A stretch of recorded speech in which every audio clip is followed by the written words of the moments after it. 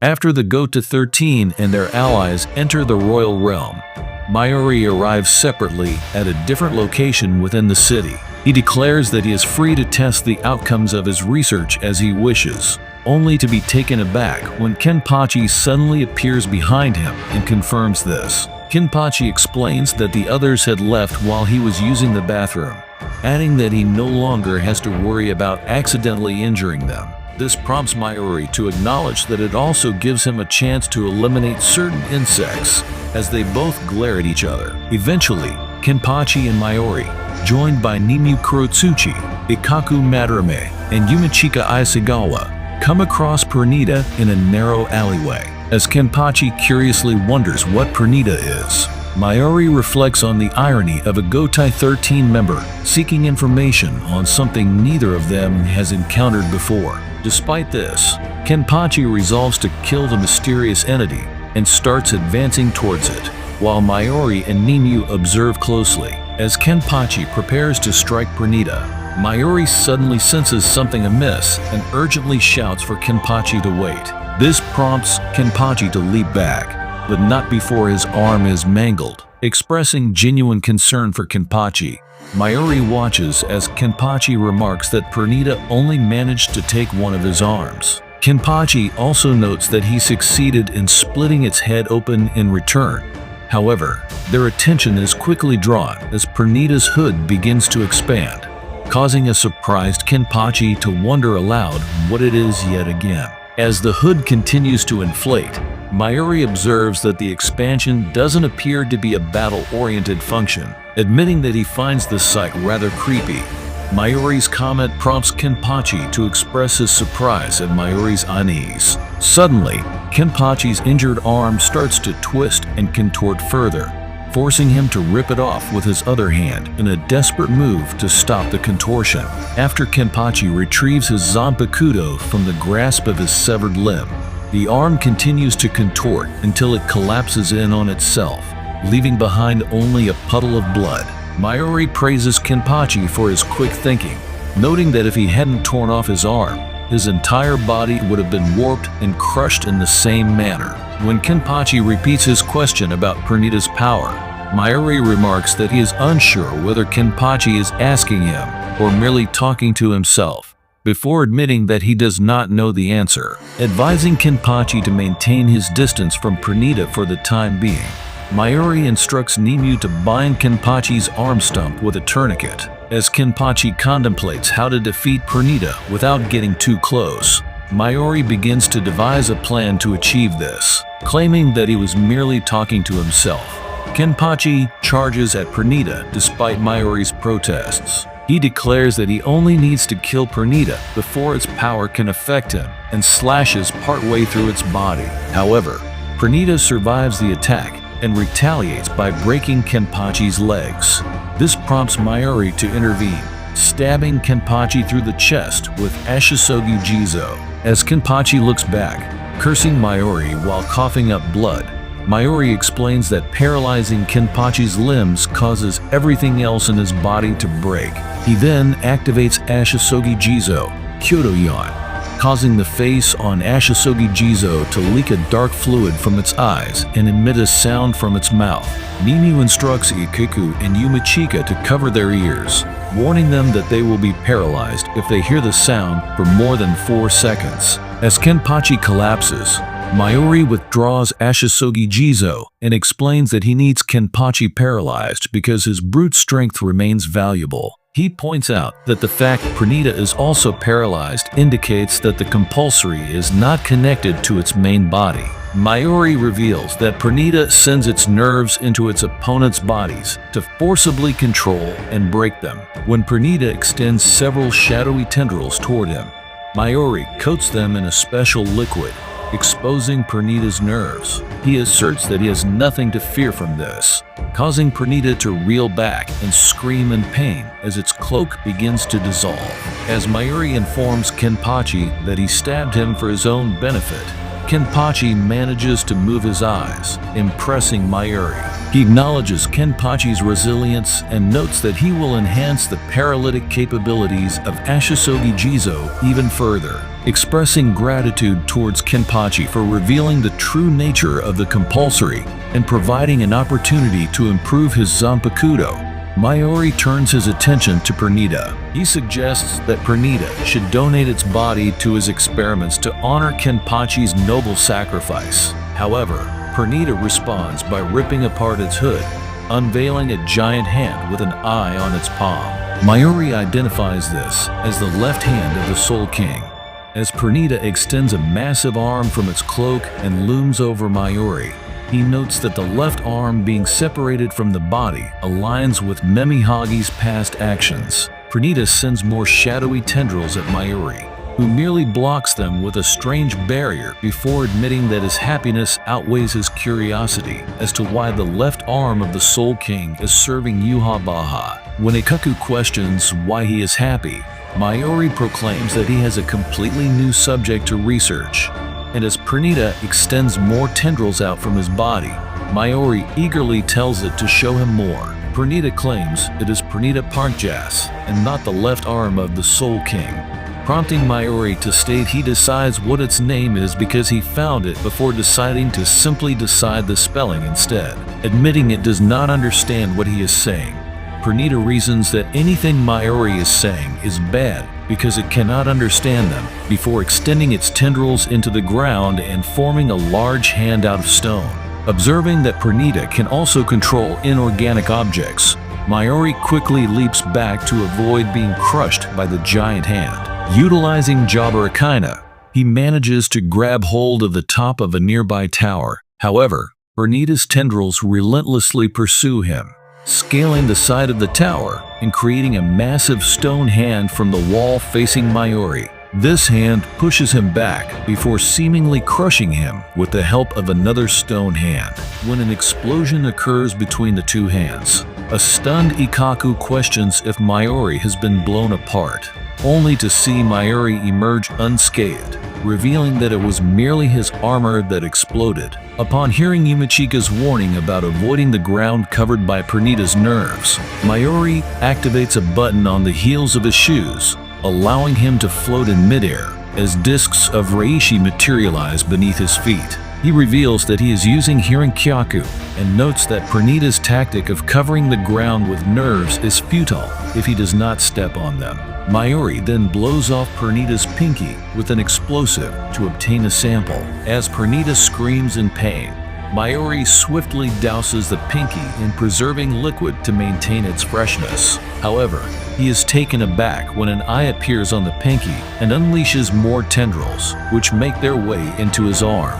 When his arm bursts, Mayuri quickly reassembles it, revealing that he has rearranged its contents. He asserts that Pernida cannot control him so easily, admitting that it has been a while since he last operated on his own arm. Mayuri prompts Pernida to ask if he is nervous. Grinning, Mayuri responds by asking if he looks nervous, to which Pernida decides to intensify the situation and make him more anxious. Pernida's severed pinky starts to sprout additional fingers, eventually growing into a full hand that leaps toward Mayuri. Reacting swiftly, Mayuri blows it back with an explosive. He notes that taking samples back will be challenging if they keep growing. Observing Pernida ripping off its middle finger, which also begins to grow into another hand, Pernida complains about blood getting in its eye. Witnessing this, Mayuri recalls reading about the functions of the Soul King's two arms as a boy. He learned that the right arm governed stagnation, while the left governed change. Admitting that he never expected to test this knowledge himself, Mayuri faces Pernida and its two full clones standing before him. When Mayuri unsheathes his Zanpakuto and prepares to activate his Bankai, Yumichika has Ikaku move Kenpachi away because he believes Mayuri is planning to poison Pernida. But Mayuri claims this would be a waste and that he is merely using the data he has collected so far before, unleashing Konjiki, Ashisogi Jizo, Mikai Fukuin Shotai, a modified version of his Bankai. Mayuri explains how this modified Bankai can create a modified Konjiki Ashisogi Jizo. Using the information he gives it as a Konjiki Ashisogi Jizo bursts out of the Bankai and falls to the ground, where it begins screaming as Mayuri reveals that this Konjiki Ashisogi Jizo has nerves on the surface of its body. Pernida tries to use the compulsory on the Konjiki Ashisogi Jizo, but the baby's skin simply peels away. Mayuri explains that it cannot be controlled because its nerves are divided into 70,000 layers, each of which will peel away if Pernida's nerves attempt to infiltrate them. Taunting Pernida, Mayuri challenges it to take control of the Konjiki Ashisogi Jizo by infiltrating all 70,000 layers. In response, the Konjiki Ashisogi Jizo devours Pernida and its clones as Nemu watches from a distance. Laughing manically, Mayuri asks the Konjiki Ashisogi Jizo how its stomach feels and notes that it will probably take some time for Pernida and its clones to be digested. He further states that designing the Konjiki Ashisogi Jizo without teeth prevented Pernida from cloning itself further. However, Mayuri is taken aback when the Konjiki Ashisogi Jizo is torn apart from the inside. Quickly leaping back, Mayuri narrowly avoids a large Heilig file, which destroys a tower in the distance. As Pernida laughs, it mocks Mayuri by asking if it imitated his laugh well. Holding a large Heilig Boggin between its fingers, Pernida accuses Mayuri of forgetting it was a Quincy. Unfazed, Mayuri retorts that he never imagined the left arm of the Soul King would do something as humiliating as declaring itself a Quincy. As Pernida regenerates its fingers, it questions why this would be embarrassing, asserting that it has always been a Quincy and expressing annoyance at Mayuri's insults. Mayuri observes that Pernida's speech has become more articulate and realizes that its vocabulary has been expanding since the start of their battle. As he contemplates whether Pernida is regaining its memories as the Soul King or evolving for an unknown reason, Pernida forms a Heilig Boggin at each of its fingertips. It then fires multiple Heilig file at Mayuri, who dodges them while noticing that Pernida's nerves are connected to the arrows. When the nerves from a passing Heilig file infiltrate his left arm, Mayuri detonates a small explosive to sever his arm and protect himself. However, the nerves on the ground manipulate the Heilig file, bending and redirecting it back towards Mayuri. Seeing the Heilig file coming toward him, Mayuri notes that he cannot avoid it, but Nemu suddenly appears and grabs the arrow before cutting her right arm off, prompting Mayuri to grab her by the head before she can touch the ground and move them to a safe location. After throwing Nemu against a wall, Mayuri reprimands her for acting without orders because she could have died, but Nemu states that she believed he needed protection. When Mayuri notes that he did not teach her to fight based on her own judgment, Nemu confirms this, prompting Mayuri to claim that it would be too hard to raise the next Nemu like her before telling her to not die unless ordered to do so. Nemu hands Mayuri a regenerative drug, revealing that her original intent in rescuing him was to bring him this very medicine.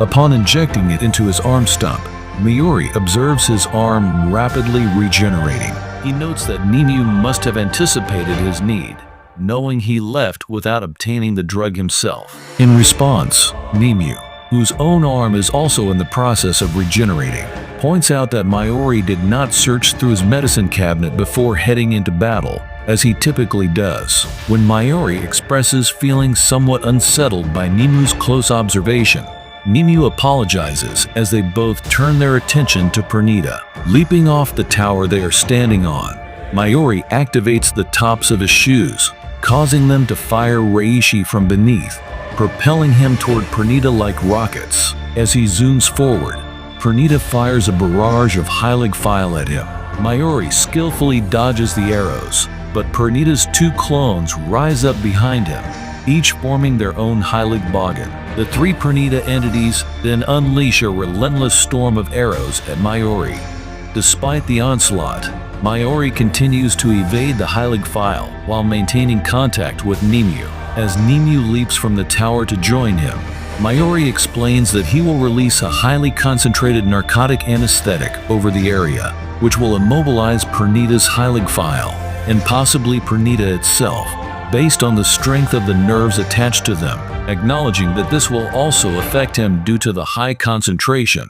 Mayuri mentions that he has already prepared for such a scenario. He instructs Nemu to reach one of the Heilig file and inject the nerve-freezing agent into it. This agent will travel along the nerves to their host and paralyze their organs. As Mayuri elaborates on how the major organs will be affected, Nemu interrupts him, pointing out that he is being too loud. Mayuri sternly tells her to be quiet and explains that he knows Pernida has blood flowing within it, which will be the key to killing it. Nemu lands on the ground and injects one of the arrows with the agent, which swiftly spreads to Pernida and one of its clones, causing their skin to discolor. The remaining clone sees the agent spread to its thumb as Mayuri tells it that this is the end.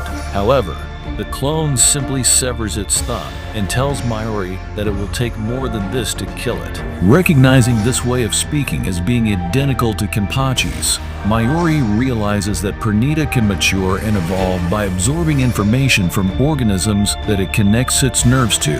After concluding that Nemu's speed and reflexes will not be sufficient for her to avoid its attacks if Pernida has evolved to Kenpachi's level, Mayuri orders her to fall back as Pernida sheds its nerve-frozen skin behind him, which Mayuri recognizes as the power of his modified Konjiki Ashisogi Jizo.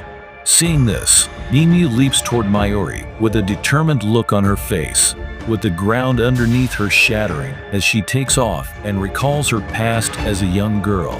Nemu charges through Pernida, tearing it apart with the impact, and swiftly grabs Mayuri before hurtling away. The stunned Mayuri demands to know how Nemu has attained such power.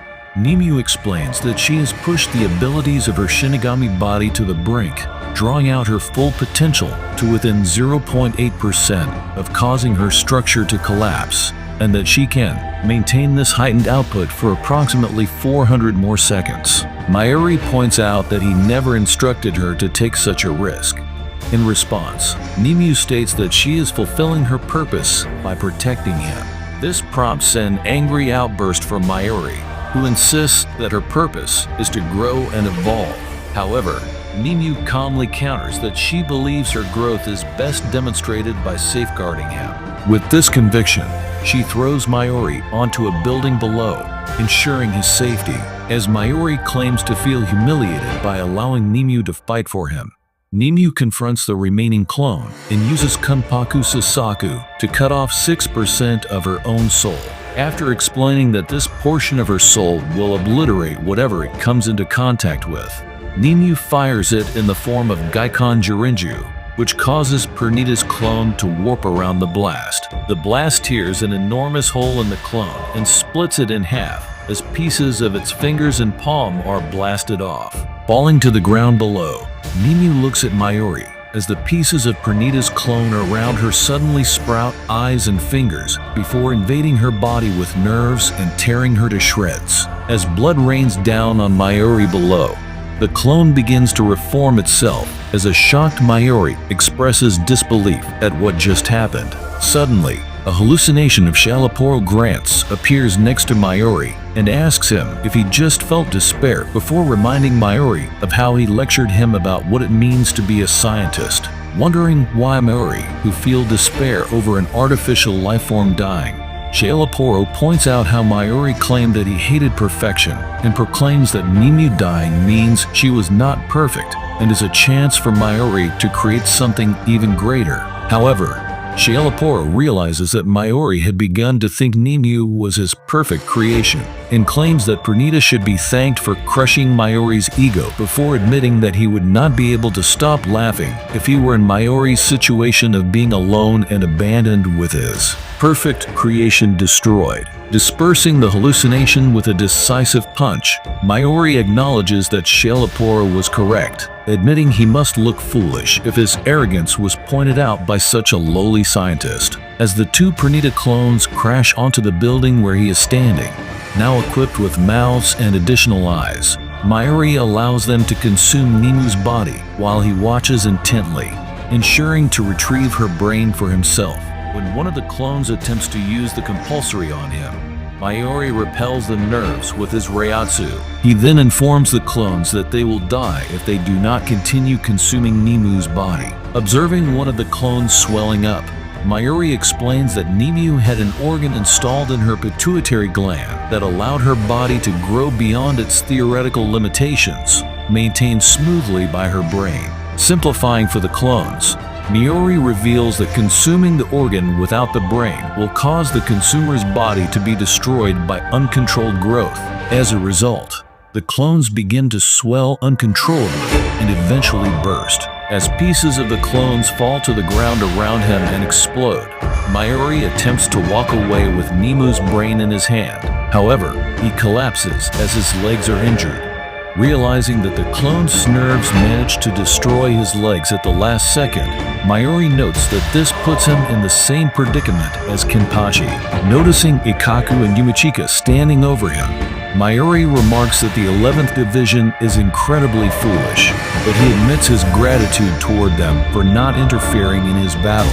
He directs them towards some nearby body preservation capsules. Ikaku and Yumachika open the capsules to discover Toshiro Hitsuga and Rangiku Matsumoto inside. Mayuri reveals that he successfully reversed their zombification, but at the cost of drastically reducing their lifespans.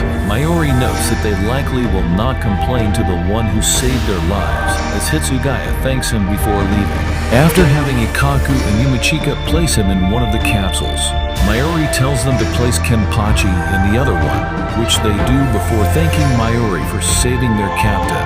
As Ikaku and Yumachika leave, Mayuri expresses disgust at how many times he has been thanked today, before proclaiming that he has finally created a soul which has developed on its own from the scraps he created it with. Claiming that he has finally left Kisukurahara's shadow, Mayuri promises to show him the gap between them the next they meet before slipping into unconsciousness as he dreams of Nemu.